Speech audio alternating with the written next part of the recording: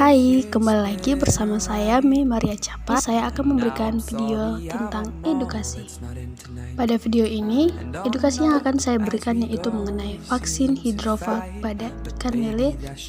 Sekilas tentang sistem imun pada ikan, yaitu sistem pertahanan tubuh ikan atau sistem imun ikan terdiri dari dua macam, yaitu yang pertama pertahanan spesifik dan non-spesifik, di mana sistem pertahanan spesifik yaitu sistem pertahanan yang berfungsi untuk mempertahankan diri terhadap penyakit tertentu dan pembentukannya dibutuhkan rangsangan terlebih dahulu, di mana rangsangan dapat terjadi secara alami dan buatan, dan ini juga terdapat sistem pertahanan non-spesifik yaitu pertahanan tubuh yang mendasar bagi ikan. Sistem ini memiliki reseptor protein yang dapat mengenal tipe molekul dan mikroorganisme patogen seperti DNA bakteri, virus RNA, peptidoglikan, lipopolisakarida, dan suatu organisme. Nah, sistem pertahanan non-spesifik ini berfungsi untuk melawan segala jenis patogen yang menyerang, bahkan terhadap beberapa penyakit non-hayati. Nah, di sini juga saya akan membahas mengenai vaksin, di mana vaksin merupakan suatu produk biologi yang terbuat dari mikroorganisme yang dilemahkan, dimatikan, atau direkayasa genetika sehingga berguna untuk merangsang kekebalan tubuh secara aktif. Dapat diartikan bahwa fungsi dari vaksinasi itu sendiri yaitu untuk meningkatkan kekebalan atau sistem imun pada ikan, sehingga apabila suatu saat ikan itu terkena penyakit atau mikroorganisme patogen yang dapat menyebabkan infeksi pada ikan tersebut mampu melawan infeksi tersebut. Di sini saya juga akan menceritakan tentang vaksin hidrofag. Jadi, pada tahun 1980-an terjadi wabah penyakit bakterial pada ikan tawar, yaitu jenis ikan lele, ikan mas, gurame, betutu, dan gabus dari berbagai ukuran. Wabah tersebut bermula dari daerah Jawa Barat dan akhirnya meluas ke seluruh Indonesia dengan tingkat kerugian yang diperkirakan mencapai ratusan juta rupiah. Hasil studi epidemiologi disimpulkan bahwa patogen yang dianggap paling bertanggung jawab atas kasus tersebut adalah bakteri Aeromonas hydrophila. Nah, sejak saat itu penelitian dan kajian tentang biologi, karakterisasi, serta mekanisme serangan penyakit tersebut dilakukan secara intensif untuk mendapatkan teknologi penanggulangannya yang paling rasional, murah, aman, efisien, dan juga efektif. Hingga pada akhirnya ditemukan vaksin monovalen anti Aeromonas hydrophila yang mampu bekerja untuk pencegahan jenis bakteri tersebut. Ada isolat bakteri dari Aeromonas hydrophila yang ada di BPPBAT sebanyak 32 yang diperoleh dari beberapa wilayah perkembangan perikanan budidaya air tawar di Indonesia. Kemudian nanti diseleksi dan diuji secara laboratoris untuk tujuan pembuatan vaksin. Berdasarkan hasil karakteristik melalui uji biokimia diketahui bahwa isolat AHL0905-2 lebih potensial sebagai kandidat vaksin dan dipilih untuk diteliti lebih lanjut menjadi vaksin. Nah, ini akan diciptakannya vaksin hidrofag. Keberhasilan program vaksinasi ini telah terlihat dari beberapa indikator. Yang pertama yaitu menurunnya tingkat mortalitas ikan budidaya akibat infeksi patogen potensial. Yang kedua itu menurunnya penggunaan antibiotik pada budidaya ikan dan menurunnya daya resistensi beberapa jenis patogen terhadap antibiotik. Jadi, vaksin hidrofag ini merupakan produk unggulan dengan teknologi yang aman dan pembuatannya itu mudah, harganya juga terjangkau.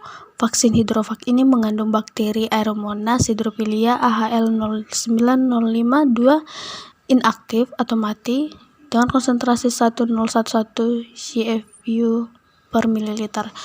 Nah, volume vaksin dalam tiap kemasan itu adalah 100 ml zat pelarut menggunakan salin 0,85% steril. Vaksin dalam bentuk antigenik yang dimatikan atau inaktivasi. Nah, Vaksin hidroponik ini sudah menyebar dan digunakan oleh pembudidaya di Indonesia. Jadi dapat disimpulkan bahwa vaksin ini sangat membantu para pembudidaya yang dapat dengan mudah diaplikasikan serta meningkatkan kelangsungan hidup pada ikan budidaya hingga 90%. Pada materi ini berkaitan dengan bakteri Aeromonas hydrophila, di mana bakteri ini merupakan bakteri kelompok gram negatif yang berbentuk batang dengan ujung yang bulat dan oksidasi positif. Nah, di sini ada gambarnya ya teman-teman.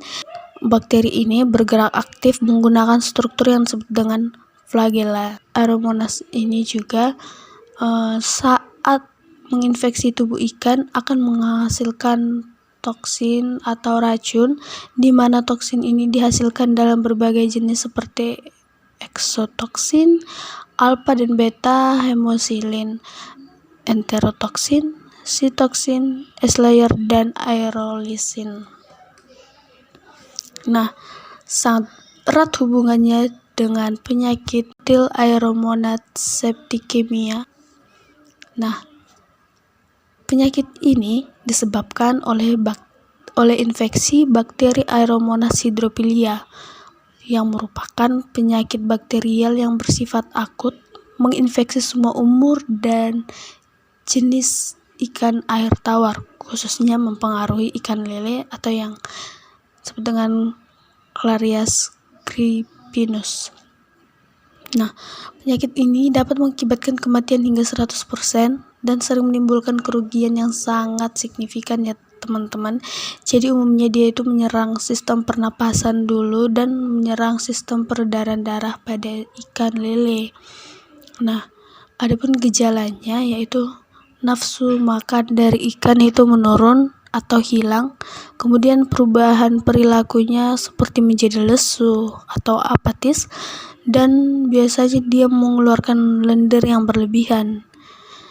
Kemudian perubahan warna kulitnya menjadi kebiruan atau kemerahan. Nah, di sini ada gambarnya ya, teman-teman. Jadi dia juga mengalami pembengkakan pada area insang atau perut dan terdapat bisul atau luka pada tubuh ikan. Dengan syarat yang perlu diperhatikan yaitu ikan itu telah berumur lebih dari 2 minggu dan kesehatan ikan itu harus dalam kondisi prima atau menghindari pemberian vaksin pada ikan yang sedang sakit. Kemudian suhu air relatif hangat dan stabil, yaitu di atas 25 derajat Celcius. Pemberian vaksin ini dapat diberikan melalui 3 cara, yaitu perendaman, melalui pemberian pakan, dan juga penyuntikan. Perendaman di dalam larutan vaksin selama 15-30 menit. Nah, teknik ini sangat cocok untuk ikan yang berukuran benar. Jadi, perendamannya dapat dilakukan di dalam bak beton atau fiberglass, di dalam akuarium juga bisa, atau ember plastik juga bisa. Dengan dosis yang digunakan adalah 100 ml vaksin untuk 1000 liter air atau 1 ml vaksin untuk setiap 10 liter air. Nah, air bekas rendaman pertama ini masih bisa digunakan lagi dengan syarat tidak lebih dari 2 jam. Yang kedua itu ada melalui pakan ikan atau melalui pelet. Teknik ini cocoknya untuk ikan yang dipelihara pada kolam atau jaring atau sebagai vaksinasi ulang.